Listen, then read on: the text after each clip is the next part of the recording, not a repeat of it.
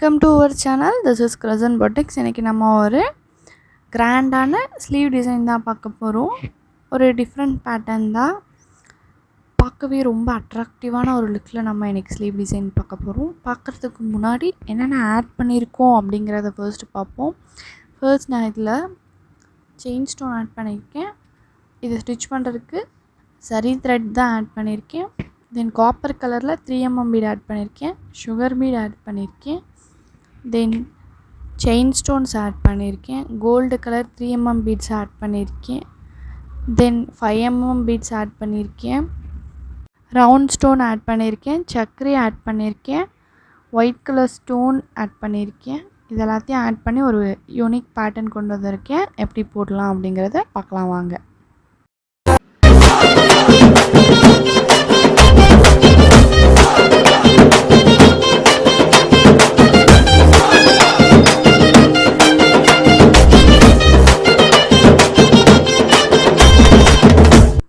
Hello guys, this is Crescent Boutiques. இன்றைக்கி நம்ம ஒரு கிராண்டான ஸ்லீவ் டிசைன் தான் பார்க்க போகிறோம். பார்க்குறதுக்கு முன்னாடி இது வரைக்கும் சப்ஸ்கிரைப் பண்ணாமல் வீடியோவை பார்த்துட்ருக்கீங்க அப்படின்னா சப்ஸ்கிரைப் பண்ணிக்கோங்க. பக்கத்தில் இருக்க பெல் பட்டனையும் கிளிக் பண்ணிக்கோங்க. அப்போ தான் டெய்லியும் உங்களுக்கான வீடியோ உங்களை வந்து ரீச் ஆகும். டெய்லியும் ஒரு விஷயத்த உங்களாலேயும் லேர்ன் பண்ணிக்க முடியும். தென் உங்களுடைய நாலேஜையும் அப்டேட் பண்ணிக்க முடியும் புது புது டிசைனோட. உங்களுடைய பிகினர் ஃப்ரெண்ட்ஸ்க்கு ஷேர் பண்ணி விடுங்க மறக்காமல். அப்போ தான் அவங்களாலையும் இந்த மாதிரியான பேட்டர்ன்ஸ்லாம் தெரிஞ்சுக்க முடியும். தென் நம்மளுடைய Crescent Boutiques இன்ஸ்டா ஐடியை மறக்காமல் ஃபாலோ பண்ணிக்கோங்க. உங்களுக்கு ஏதாச்சும் குவரிஸ் இருந்துச்சு அப்படின்னா கமெண்ட் பாக்ஸில் லீவ் பண்ணுங்கள். ஆர்டர் ப்ளேஸ் பண்ணணும், Crescent Boutiques இன்ஸ்டா ஐடியை காண்டாக்ட் பண்ணுங்கள். வாங்க எப்படி போடுறது அப்படிங்கிறத வீடியோக்குள்ளே போகலாம். ஃபர்ஸ்ட் நான் இதில் செயின் ஸ்டிச் கொடுத்துருக்கேன். Chain stitch as usual 4 stitch. ஆக்சுவலாக நான் ஆல்ரெடி சொல்லியிருந்தேன், நான் வந்து 7 லைன்ஸ் இப்போல்லாம் கொடுக்குறது இல்லை அப்படின்னு சொல்லிட்டு. பிகாஸ் நானாக விருப்பப்பட்டு போடுறதில்ல. 4 லைன்ஸோ 7 லைன்ஸோ கஸ்டமர்ஸ் கிட்ட கேட்டுருவேன். உங்களுக்கு நார்மலாக இருந்தாலே ஓகேவா, இல்லை கீழே இருக்கிறத வந்து ரொம்ப திக்காக வேணுமா அப்படிங்கிறத கேட்பேன். நிறைய பேருக்கு ஐடியா இருக்காது. ஐடியா இல்லை அப்படிங்கும் போதே நான் 4 லைன்ஸ் போட்டுருவேன். இன்கேஸ் அவங்களுக்கு 7 லைன்ஸ் வேணும்னு கேட்டால் தான் நான் 7 லைன்ஸ் போடுவேன். பிகாஸ் நான் அதுக்கு முன்னாடியெல்லாம் வந்து பிஃபோர் கஸ்டமர்ஸ்கிட்ட கேட்குறது கூட கிடையாது. 7 லைன்ஸ் போட்டுடலாம் அப்படிங்கிற மாதிரி தான் போட்டுருவேன். பட் அப்புறமா தான் எனக்கு தெரிஞ்சது 7 லைன்ஸ் போடும்போது அந்தளவுக்கு பெருசாக இது லுக் கொடுக்கல, நார்மல் லுக்கையே வந்து ரொம்ப டேமேஜ் பண்ணுது அப்படிங்கிற மாதிரி. ஸோ அதனால் நான் கேட்டுட்டு எது இருந்தாலும் ட்ரை பண்ணுறது. நீங்களும் உங்களுடைய கஸ்டமர்கிட்ட உங்களுக்கு ஏதாச்சும் டவுட் இருந்துச்சுன்னா கேட்டுட்டு அவங்கக்கிட்ட கன்ஃபார்ம் பண்ணிவிட்டு அதுக்கப்புறமா ஒர்க் பண்ணுங்கள். ஒர்க் பண்ணி முடிச்சுட்டு ஃபீல் பண்ணாதீங்க. பிகாஸ் அவங்களுக்கு ஓகேனா நமக்கு ஓகே தான், ஒன்றும் பிரச்சனை இல்லை. அவங்களுக்கு ஓகே இல்லை அப்படிங்கும் போது நம்ம எப்படி அதை போட முடியும்? அதனால் கேட்டு கன்ஃபார்ம் பண்ணிக்கோங்க, அதுக்கப்புறமா போடுங்க. என்னுடைய கஸ்டமர் எல்லாருமே 4 லைன்ஸ்க்கு ஓகே சொல்கிறதுக்கான ஒரே ஒரு ரீசன், நான் வந்து லைனிங்கை ஸ்டிச் பண்ணிவிட்டு அதுக்கப்புறமா தான் ஒர்க் பண்ண ஸ்டார்ட் பண்ணுவேன். பிகாஸ் லைனிங் ஸ்டிச் பண்ணதுக்கப்புறமா அந்த இடத்துல ஸ்டிச்சிங்க்கான ஒர்க் இருக்காது. நானே ஸ்டிச் பண்ணி கொடுத்தாலும் சரி, வெளியே வேறு யாராச்சும் ஸ்டிச் பண்ணுறாங்க அப்படிங்கும் போதுமே அவங்களுக்கு அந்த இடத்துல ஸ்டிச் பண்ணுறதுக்கான ஒர்க் அந்த அளவுக்கு இருக்காது. அப்படிங்கும் போது அவங்க பெருசாக 7 லைன்ஸை ப்ரிஃபர் பண்ண போகிறதில்ல. அதனால் நானுமே அதை லைனிங்கோட ஜாயின் பண்ணியே கொடுத்துட்றது. ஃபர்ஸ்ட் லைன் 2 பீடாக சுகர் பீட் கொடுத்தேன். தென் காப்பர் கலரில் 3mm பீட் கொடுத்தேன். அதுக்கப்புறம் 2 பீடாக சுகர் பீட் கொடுத்து இப்போ ஃபைனலாக செயின் ஸ்டோனை பேஸ்ட் பண்ணுறேன். இதுக்கப்புறமா சுகர் பீட் 2 பீடாக கொடுத்துட்டு இங்கே பாருங்கள், இந்த மாதிரி நான் கோபுர மாதிரி ஆல்ரெடி நமக்கு எந்த சைஸில் இந்த இடத்துல இந்த டிசைன் வேணுமோ அந்த டிசைனை வந்து நான் கட் பண்ணி எடுத்துக்கிட்டேன். நிறைய பேர் வந்து பண்ணுற மிஸ்டேக் என்ன அப்படின்னா வந்து கட் பண்ணுறதே கிடையாது. இந்த மாதிரி கட் பண்ணி எடுத்து கட்டிங் ஒர்க் போட்டு ஒர்க் பண்ணுறதே கிடையாது. அந்த மாதிரி ஒர்க் பண்ணோம் அப்படின்னா, பிகாஸ் நம்ம இதை ஒன்று மட்டும் பண்ண போகிறோம், ஒரு ஸ்லீவை மட்டும் பண்ண போகிறோம். பேக் நெக்காக இருந்தால் பிரச்சனை கிடையாது. ஏன்னா பேக் நெக்குங்கும் போது ஒன்று தான் பண்ண போகிறோம், அதனால் இன்னொன்று பண்ண போகிறதில்ல. நீங்கள் எந்த மாதிரி வேணால் போட்டுக்கலாம். பட் ஸ்டில் இந்த மாதிரி நம்ம 2 கைக்கும் போடுறோம் அப்படிங்கும்போது 2 கையிலும் ப்ராப்பராக நம்ம அளவு இருக்கணும், மெஷர்மெண்ட் இருக்கணும். எல்லாமே ப்ராப்பராக இருந்தால் மட்டும்தான் வந்து 2மே அழகாக இருக்கும். இன்கேஸ் அது ப்ராப்பராக இல்லை அப்படிங்கும் போது அது நல்லா இருக்காது. ஸோ அதனால் நீங்கள் ப்ராப்பராக வேணும்னா இந்த மாதிரி கட் பண்ணி எடுத்துகிட்டு ரெண்டுத்துக்கும் அதே கட்டிங்கே வச்சு மெஷர் பண்ணி லைன்ஸ் மார்க் பண்ணுறது தான் கரெக்டாக இருக்கும். அதனால் முடிஞ்ச வரைக்கும் ஒர்க்கை வந்து ரொம்ப ப்ராப்பராக பண்ண ட்ரை பண்ணுங்கள். நான் இந்த மாதிரி ஆல்ரெடி கட் பண்ணி எடுத்துருந்தேன்.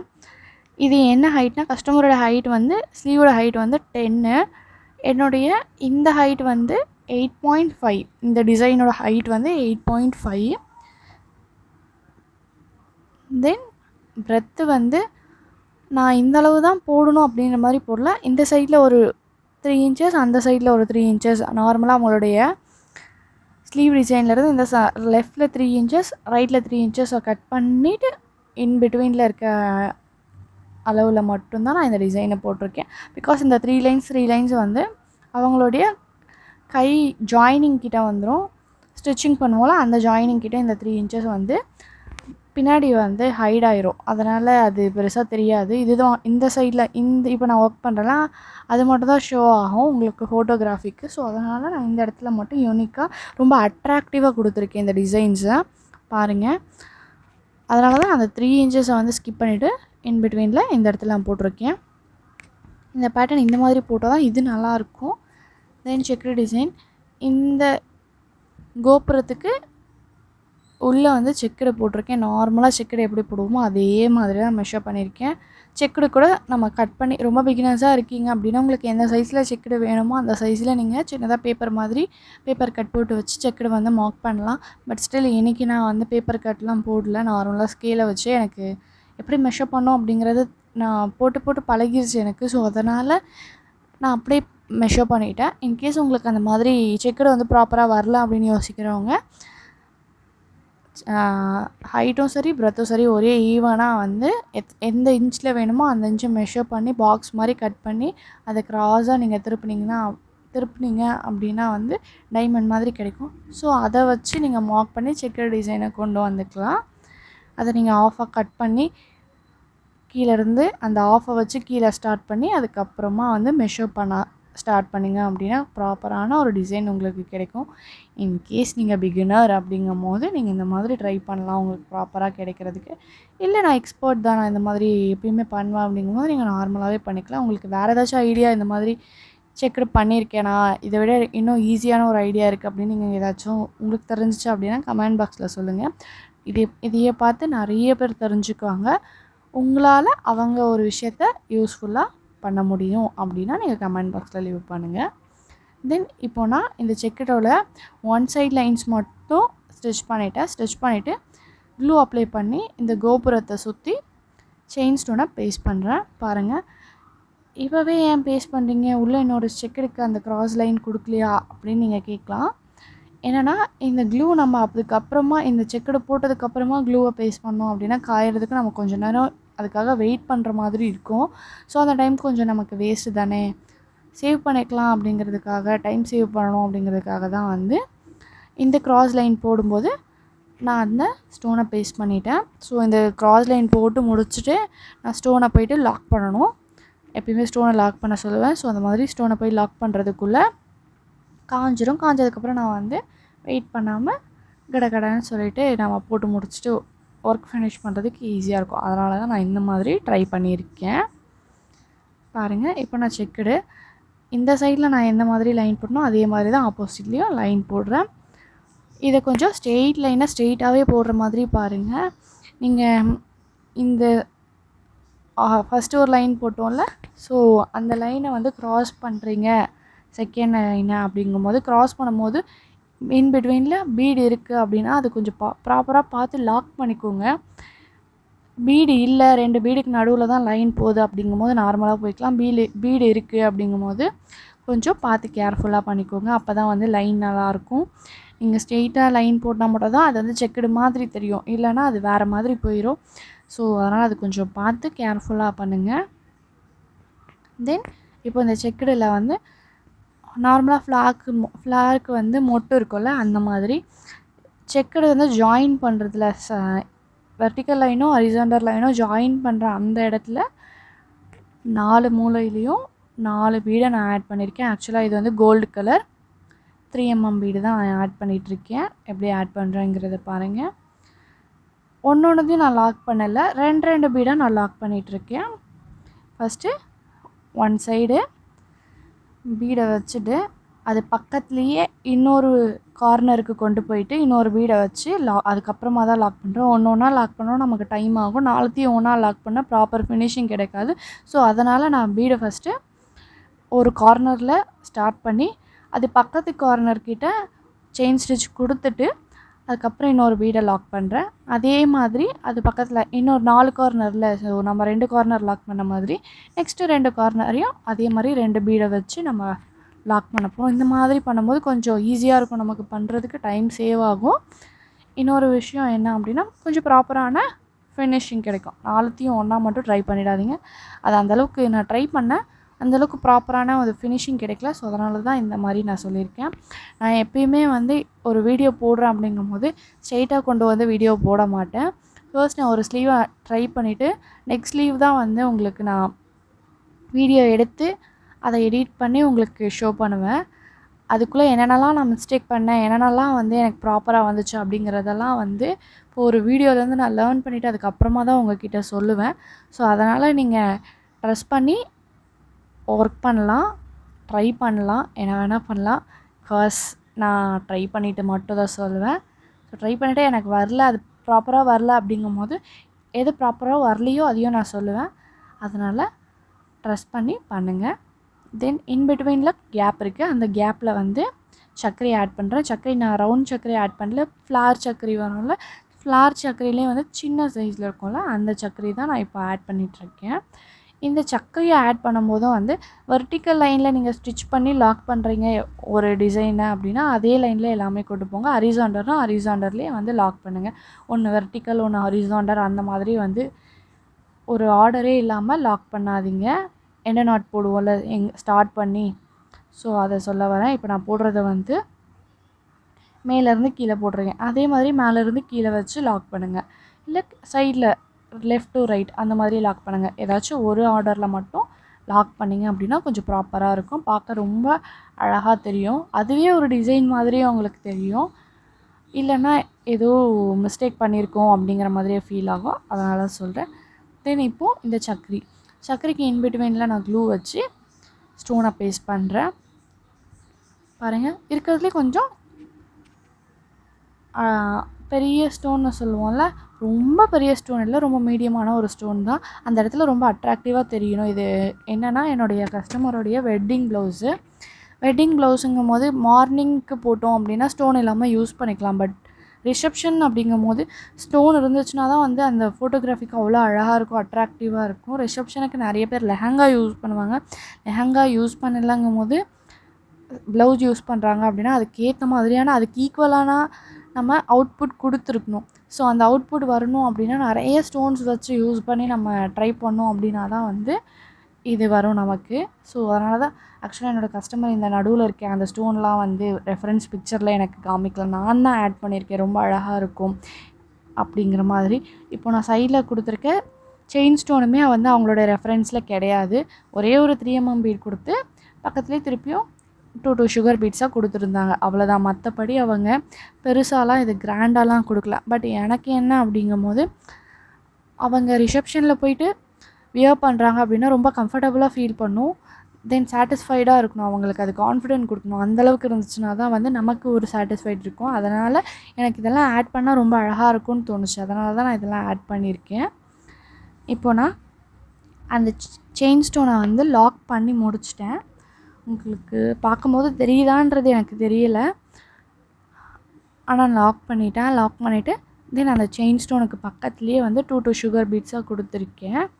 எத்தனை பேர் நீங்கள் வந்து இந்த மாதிரி கஸ்டமர் ஒரு ப்ரிஃபரன்ஸ் கொடுக்குறாங்க, தென் ஒரு இமேஜை வந்து ரெஃபரன்ஸாக உங்களுக்கு அனுப்புகிறாங்க அப்படிங்கும்போது அதுக்குள்ளே உங்களால் என்னென்னலாம் ஆட் பண்ண முடியும் அவங்கள சாட்டிஸ்ஃபை பண்ண, அதெல்லாம் நீங்கள் ஆட் பண்ணுற மாதிரியான ஒரு பர்சன் யாரெல்லாம் இங்கே வீடியோ பார்த்துட்ருக்கீங்களோ மறக்காமல் சொல்லுங்கள். நீங்கள் என்னென்னலாம் ஆட் பண்ணியிருக்கீங்க அவங்கள சாட்டிஸ்ஃபைட் பண்ண, தென் என்னென்னலாம் வேறு என்னென்ன விஷயம்லாம் பண்ணியிருக்கீங்க அப்படிங்கிறத மறக்காமல் கமெண்ட் பாக்ஸில் சொல்லுங்கள். அப்போ தான் வந்து பிகினர்ஸாக வர எல்லா ஆரி ஒர்க் ஸ்டூடெண்ட்ஸும் தெரிஞ்சுக்குவாங்க எந்தளவுக்கு நம்ம கஸ்டமரை சாட்டிஸ்ஃபைட் பண்ணுறது ரொம்ப இம்பார்ட்டன்ட் இந்த விஷயம் அப்படிங்கிறது. தென் இப்போது நான் போட்டுட்ருக்கிறது 5mm பீடு. 5mm பீடை வந்து இதை சுற்றி கொடுத்துட்ருக்கேன். 2 சுகர் பீடாக கொடுத்ததுக்கப்புறமா 5mm பீட் 5mm பீடு ஒரு 5mm பீட் கொடுத்துட்டு ஒரு செயின் ஸ்டிச். ஸோ அந்த மாதிரி கொஞ்சம் கேப் விட்டு நான் இந்த 5mm பீடை ஃபினிஷ் பண்ணேன். அந்த கேப் எதுக்கு அப்படின்னா, அந்த கேப்பை சுற்றி நான் இப்போது சுகர் பீட்ஸை வந்து ஃபில் பண்ணிகிட்ருக்கேன். பாருங்கள், இந்த மாதிரி தான் ஃபில் பண்ணோம். ரொம்ப கிட்ட வச்சு ஃபில் பண்ணணும். நீங்கள் ரொம்ப கேப் விட்டுட்டிங்க அப்படின்னா வந்து அந்த சுகர் பீடுக்கும் இந்த சுகர் பீடுக்கும் அந்த சுகர் பீடுக்கும் நடுவில் கேப் விழுந்துடும். இன்கேஸ் நீங்கள் இடமே கொடுக்கல அப்படின்னா அந்த சுகர் பீடை நம்மளால் ஃபில் பண்ணவே முடியாது. அதையும் கொஞ்சம் ப்ராப்பராக நீங்கள் பார்த்து எல்லாத்துக்குமே ஒரே ஈவனான ஸ்பேஸ் கொடுத்தீங்க அப்படின்னா பெட்டராக இருக்கும் நான் நினைக்கிறேன். ஸோ அது கொஞ்சம் கேர்ஃபுல்லாக பண்ணிக்கோங்க. எண்டு வரைக்கும் நான் இதை ஃப்ளார் மாதிரி கொடுத்துருக்கேன். இதுவுமே என்னுடைய கஸ்டமருடைய ப்ரிஃபரன்ஸில் இல்லை, ரெஃபரன்ஸ் பிக்சரில் இல்லை. நானாக தான் இதை ஆட் பண்ணியிருக்கேன். என்னையை பொறுத்த வரைக்கும் அவங்களுக்கு அதை சாட்டிஸ்ஃபைடாக இருந்தால் மட்டும் போதும் அப்படிங்கிற மாதிரியான ஒர்க் தான் நான் எப்பயுமே பண்ணுவேன்.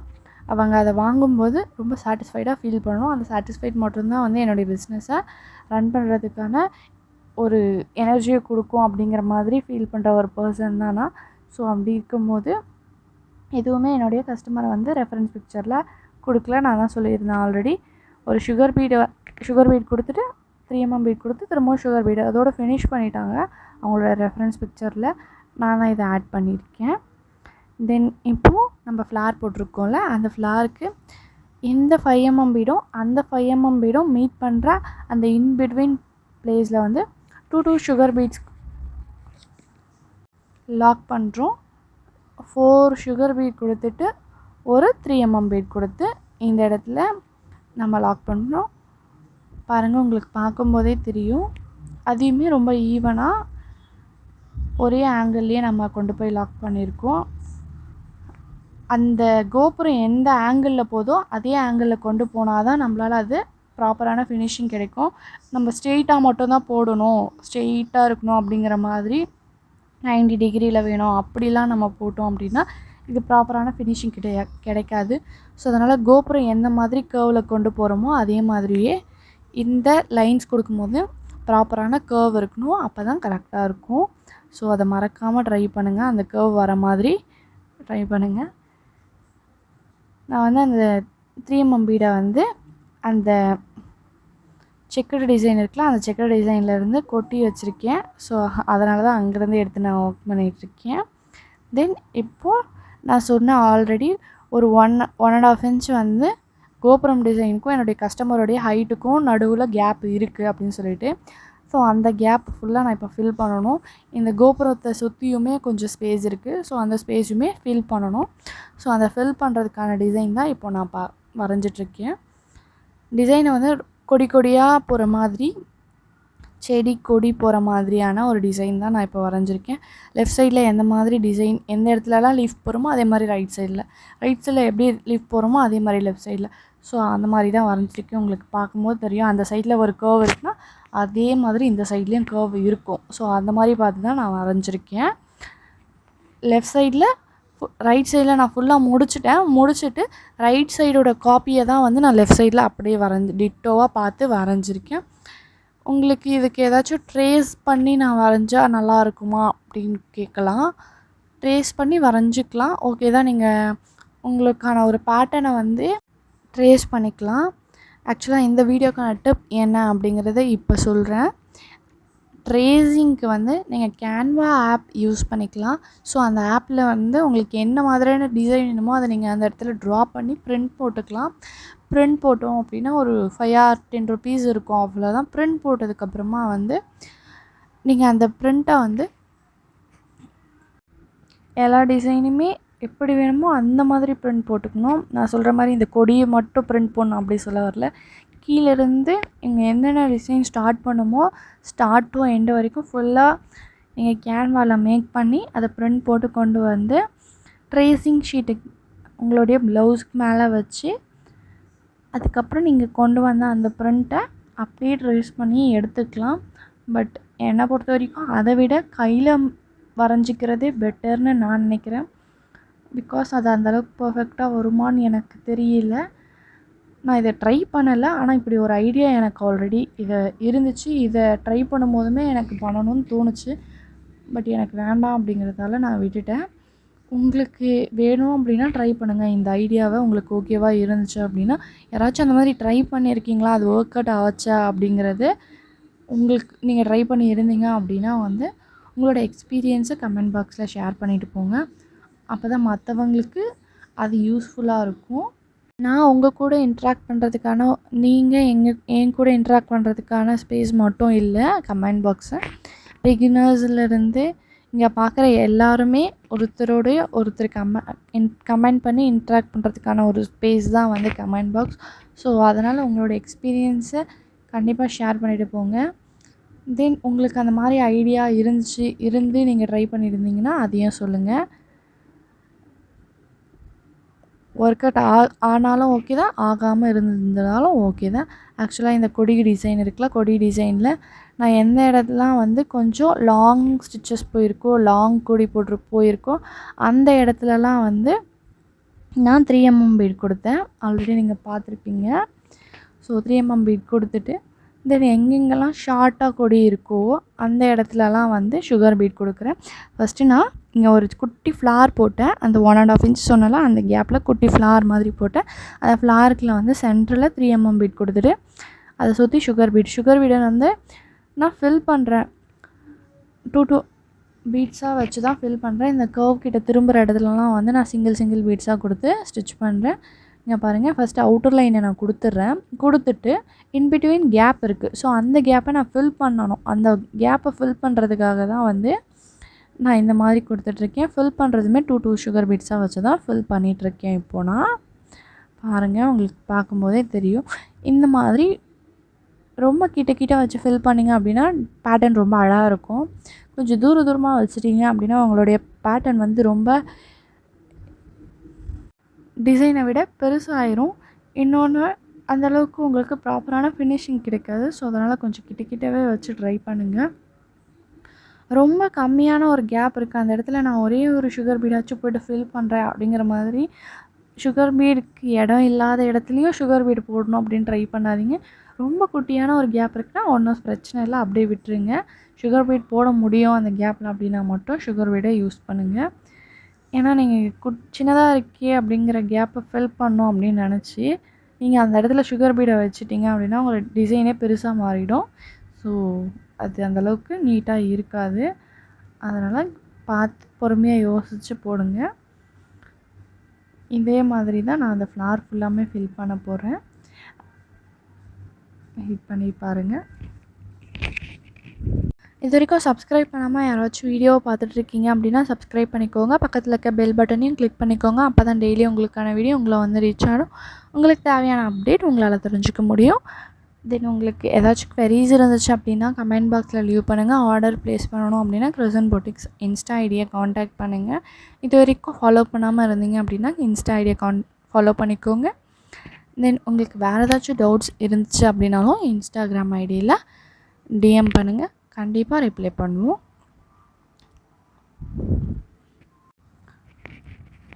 யாராச்சும் ஆரி ஒர்க் போடுற உங்களோட ஃப்ரெண்டுக்கு ஐடியாஸ் வேணும் அப்படின்னு யோசிச்சிங்க அப்படின்னா இந்த வீடியோ மறக்காமல் ஷேர் பண்ணி விடுங்க. தென்